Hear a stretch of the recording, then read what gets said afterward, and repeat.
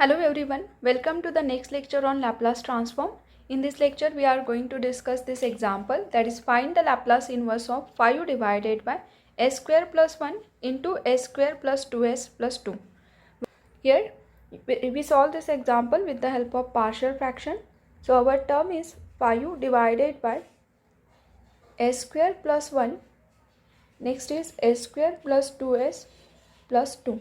Now we have to separate the denominator by partial fraction. So we write as plus b divided by first factor plus cs plus d divided by second factor, that is a s square plus 2s plus 2. Here we are taking as plus b because this denominator is a quadratic equation. For quadratic we take the bs plus c. Again the second is again a quadratic, so we have to take the new constant, so we take cs plus d. Now cross multiply this term, so 5 is equals to as plus b into s square plus 2s plus 2 plus second is cs plus d into s square plus 1. Now all the term यहाँ से क्या करोगे, सारे brackets को open करना है. So here 5 is equals to, ये सभी टर्म्स को अगर ब्रैकेट से ओपन करते तो firstly we take a into this term, so a into s into s square is s cube plus twice s square plus 2s.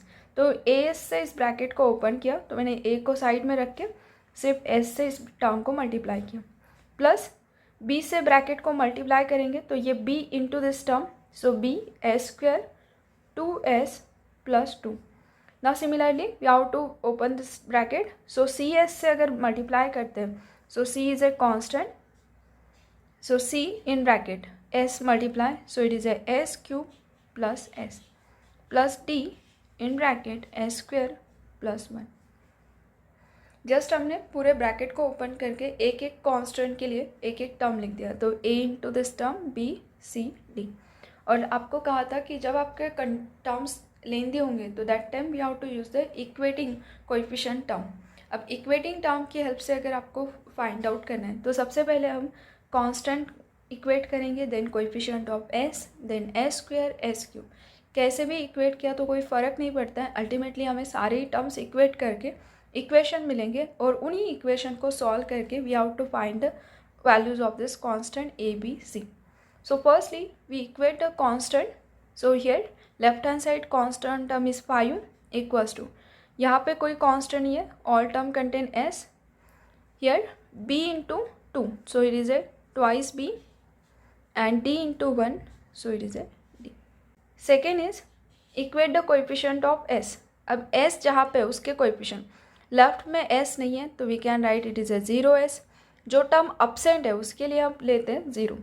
So equate the coefficient of s, तो s के coefficient को equate करना है, तो यहाँ पे s है, उसका कोएफिशिएंट है 2 और ये आउटसाइड का a, that means it is a twice a. Plus equate the coefficient of s, so it is a twice b plus here c. This is our equation second.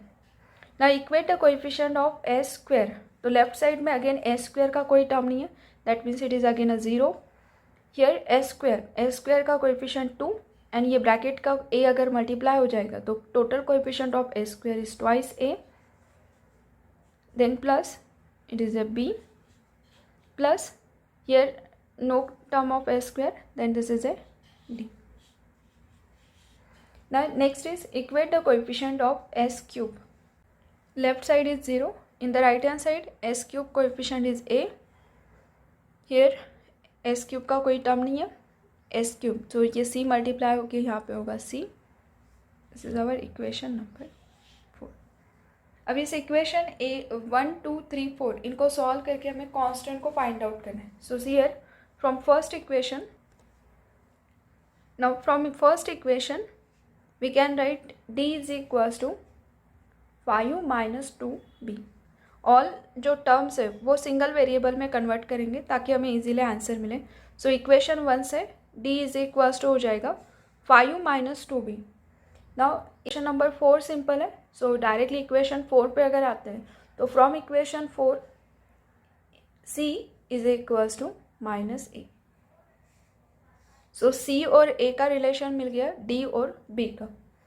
Then equation number, this equation number 3 and equation number 2, इसमें अगर check करते तो इन दोनों में twice ए contain है. तो now if we take the subtraction of this equation, take equation 2 minus equation 3.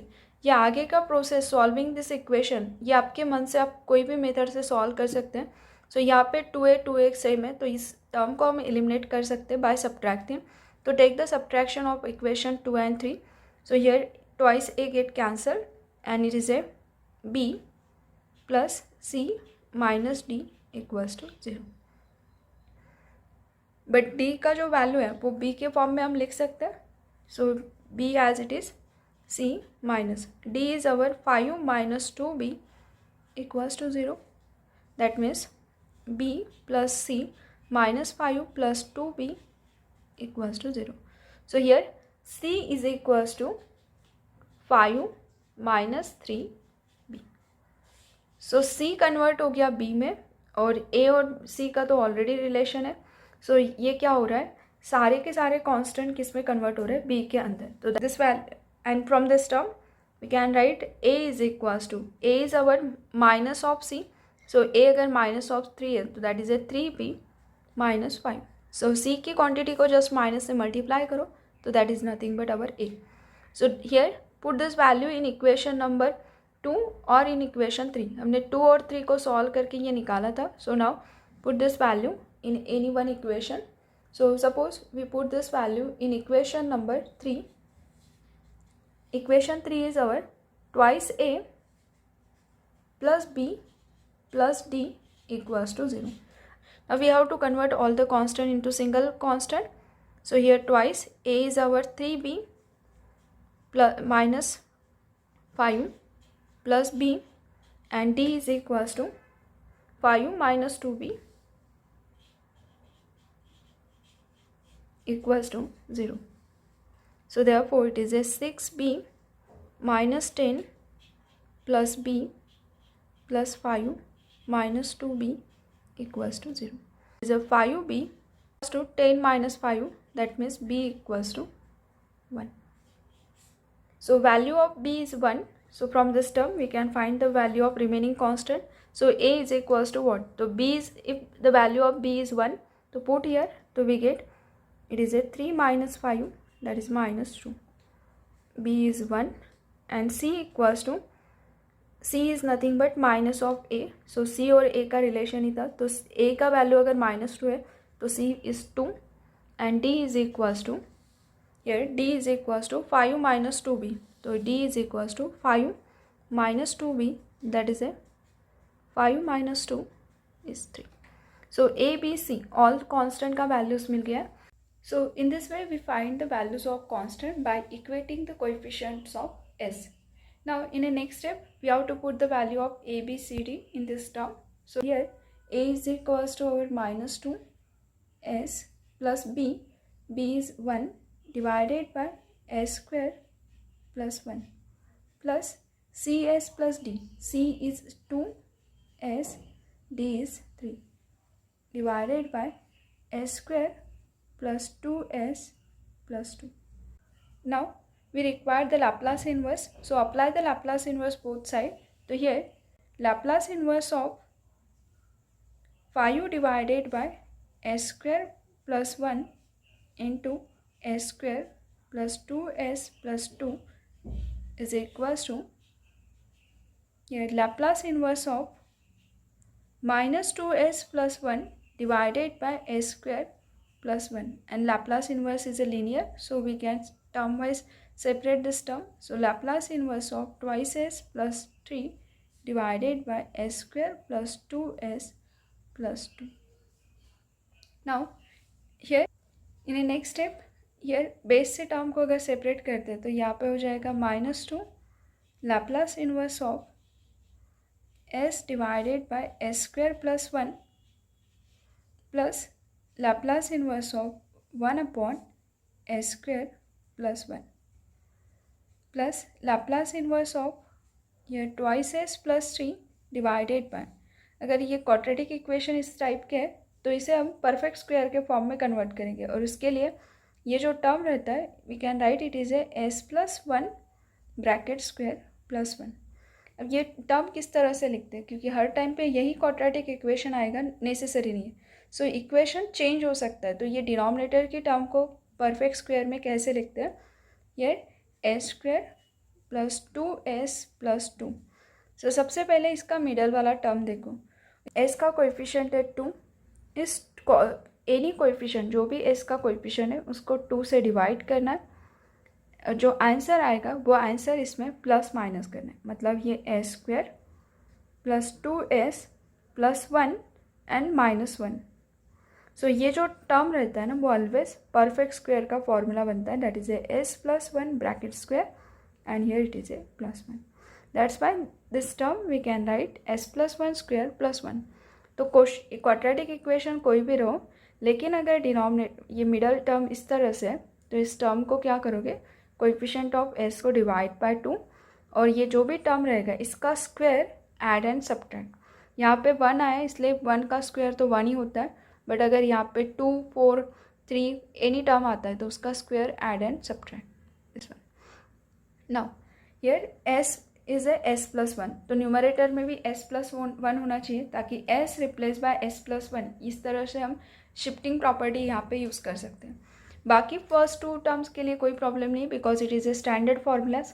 बस यहाँ पे हमें सॉल्व करने के लिए we require the s plus 1, क्योंकि s प्लस 1 दोनों न्यूमरेटर डिनोमिनेटर में throughout the s is replace by s plus 1 इस टाइप का टर्म है, तो we can use the shifting property.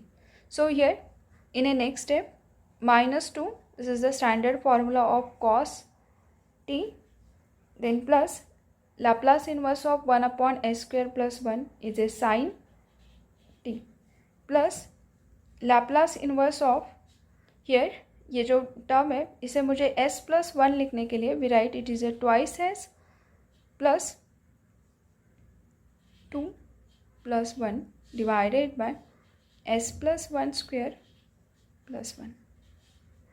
From this term we can take 2 common, so in the next term 2 cos t plus sin t plus Laplace inverse of 2 in bracket s plus 1 plus 1 divided by s plus 1 bracket square plus 1. Again यहाँ से भी base से term separate, so it is a minus 2 cos t plus sin t, base से term separate कर रहे हैं तो ये 2 constant, Laplace inverse of s plus 1 divided by s plus 1 bracket square plus 1 plus Laplace inverse of 1 upon s plus 1 bracket square plus 1। Laplace inverse of this term, तो it is a s upon s square plus 1, s upon s square plus 1 is a Laplace inverse of cos, मतलब ये जो है s upon s square plus 1, तो Laplace inverse of this term is cos t, but यहाँ पे simply s नहीं है, s क्या है, s प्लस 1 है। सो जैसे ही s में s प्लस 1 होता है तो यहाँ पे t के फंक्शन को मल्टीप्लाई हो जाता है e raise to power minus t by shifting property. Similarly 1 upon s square plus 1 is a formula of sine t, और ड्यू टू यहाँ पे s प्लस 1 होने, बट यहाँ पे s प्लस 1 होने की वजह से we have to take minus t. So this is the final answer of our question. Thank you. Like, share and subscribe.